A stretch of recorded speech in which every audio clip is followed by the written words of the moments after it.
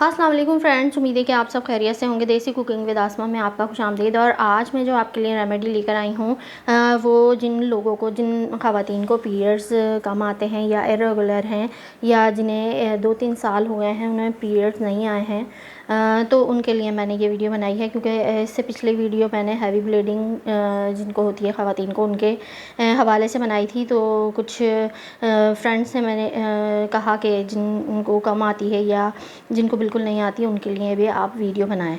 तो अब इस वीडियो में मैं आपको ये बताऊंगी कि आपको जब पीरियड्स नहीं आते या इरेगुलर होते हैं तो आपको क्या क्या सिम्टम्स होते हैं और उनसे आपको किस तरह बचना है, और या फिर आपको क्या क्या चीज़ें उसमें इनटेक करना है या अपनी डाइट में उनको शामिल करना है।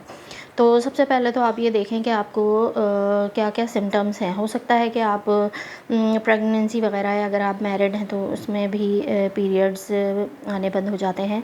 तो आप पहले अपनी गायनेकोलॉजिस्ट से मशवरा करें और टेस्ट वगैरह करवाएं। उससे फिर आपको पता चलेगा कि आपके पीरियड्स क्यों नहीं आ रहे। और ये है कि कुछ बच्चियां जो होती हैं जिनके पीरियड्स शुरू होते हैं, स्टार्ट होते हैं, उसमें भी इरेगुलेटरी होती है, क्योंकि किसी मंथ ज़्यादा होते हैं या किसी में नहीं होते, या 15-20 दिन बाद आना स्टार्ट होते हैं। यानी कि जो साइकिल है वो 28 से 35 डेज़ का होता है, उसके बाद फिर पीरियड्स आते हैं। और अगर इनको ज़्यादा ही लेट हो रहा है तो फिर आपको अपनी गायनेकोलॉजिस्ट को दिखाना चाहिए और प्रॉपर आपको फिर ये टेस्ट से ये आपको पता चलेगा कि आपके साथ मसला क्या है। लेकिन जहाँ तक ग़िज़ाओं का ताल्लुक़ है कि हम ग़िज़ा से इसको हैंडल कर सकते हैं, तो ये प्रॉपर अगर हम अपनी डाइट को कुछ चीज़ें ऐसी हैं जिनको हम अपनी डाइट में इस्तेमाल करें तो आपको बहुत सी परेशानियों से और इस तरह के बहुत से मसाइल से भी छुटकारा मिल सकता है। और ये हुआ है, और ये बिल्कुल कंफर्म है कि ग़िज़ा से हम हर चीज़ को मेंटेन कर सकते हैं। दुनिया की कोई भी बड़ी बीमारी हो, छोटी बीमारी हो, अगर हम अपनी डाइट को बैलेंस कर लेंगे, डाइट में वो चीज़ों से उन चीज़ों से हम परहेज़ करेंगे जो हमें नुकसान पहुंचा रही हैं, और उन चीज़ों का इंटेक करेंगे जो हमें फ़ायदा पहुंचाएंगी, तो ज़रूर आपको उससे फ़ायदा होगा। और ऐसा हुआ है।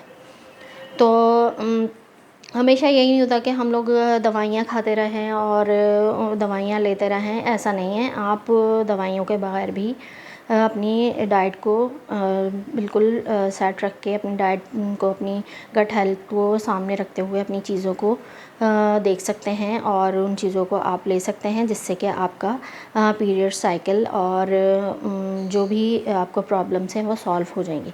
तो आज हम बात करेंगे कि जिन लेडीज़ को, जिन ख़वातीन को, बच्चियों को पीरियड्स कम आते हैं या नहीं होते हैं या पेनफुल होते हैं, तो उनके बारे में हम बात करेंगे और उनमें हमें किन किन चीज़ों की एहतियात करनी चाहिए और किन चीज़ों को हमें लेना चाहिए अपने ग़िज़ा में। तो हम अब अपनी अपनी रेमेडी शुरू करते हैं। बिस्मिल्लाहिर्रहमानिर्रहीम। इसके लिए सबसे पहले तो आपको अपने गायनेकोलॉजिस्ट को मशवरा करना है कि आपको क्या प्रॉब्लम है।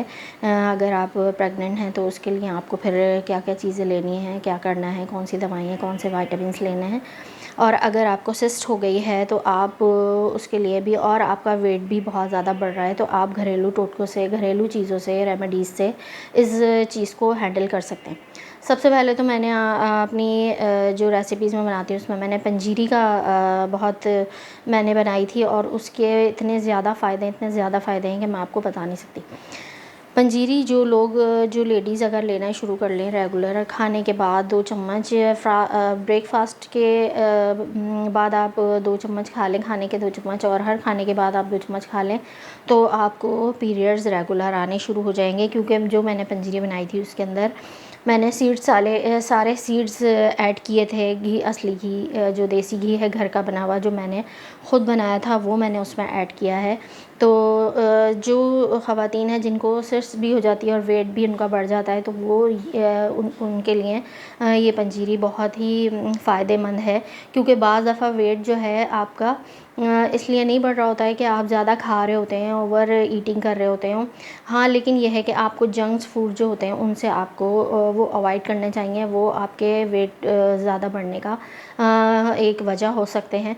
तो इसलिए आपको उनसे तो जिन जिन ख़वातीन को पीरियड्स ज़्यादा आते हैं या पीरियड्स कम आते हैं उन सबको ही जंक फूड से परहेज़ करना चाहिए, कोल्ड ड्रिंक से परहेज़ करना चाहिए। वो हर किसी के लिए फ़ायदेमंद नहीं है, हर किसी को नुकसान पहुँचाते हैं। छोटे बच्चे हों, बड़े हों, एज हो, ज़्यादा एज वाले हों, कम पीरियड्स वाले हों, हैवी ब्लीडिंग वाले हों, सभी को कोल्ड ड्रिंक्स बहुत नुकसान पहुँचाती है। और एक वाइट शुगर और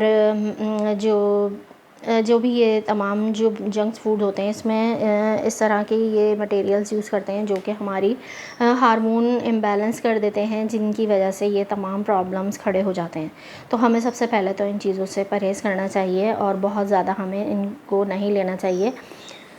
और जिसको मसले मसाइल हैं उनको तो ख़ास तौर पे इन चीज़ों से परहेज़ करना चाहिए।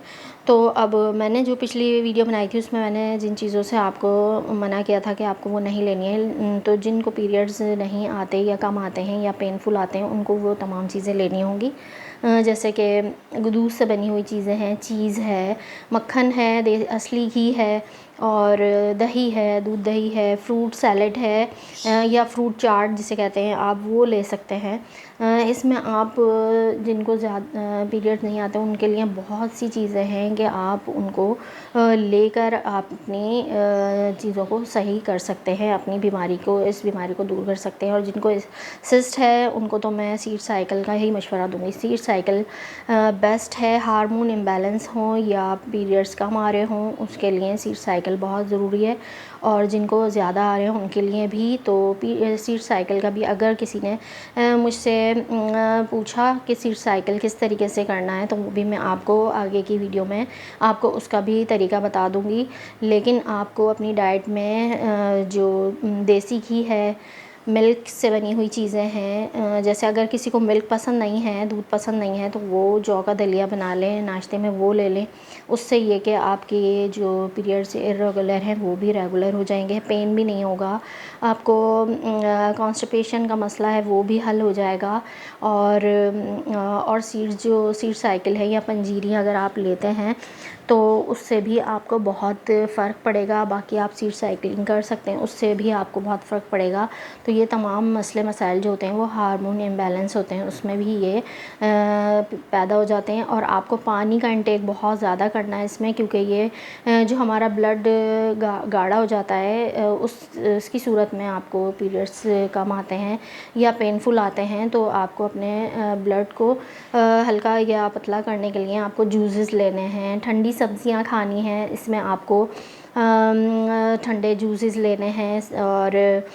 और जिन चीज़ों से मैंने हैवी ब्लीडिंग में मना किया था वो ही सब आपको लेनी है। इसके अंदर आपको वो चीज़ें नहीं छोड़नी है, वो सब आपको डेयरी की चीज़ें लेनी हैं। और पानी का इंटेक बहुत ज़्यादा करना है। तो इस तरीके से ये आपको फिर इस मसले से छुटकारा मिल जाएगा। तो उम्मीद है कि आपको मेरी ये रेसिपी, ये रेमेडी पसंद आई होगी। और अगर आपको ये रेमेडी पसंद आई है और आपने इसको तमाम चीज़ों को फॉलो किया तो आप यकीनन अपने इस मसले से छुटकारा हासिल कर सकती हैं। तो अगर आपको ये वीडियो पसंद आई है तो आप कमेंट सेक्शन में ज़रूर बताइएगा। और अगर आपको कोई और चीज़ें आपको मालूम करनी है या इन्फॉर्मेशन चाहिए तो आप ज़रूर मुझे बताइएगा। तो मैं अगली वीडियो उसके लिए बनाऊँगी। और हम मिलते हैं किसी अच्छी सी नेक्स्ट वीडियो के साथ। जब तक के लिए अल्लाह हाफ़िज़।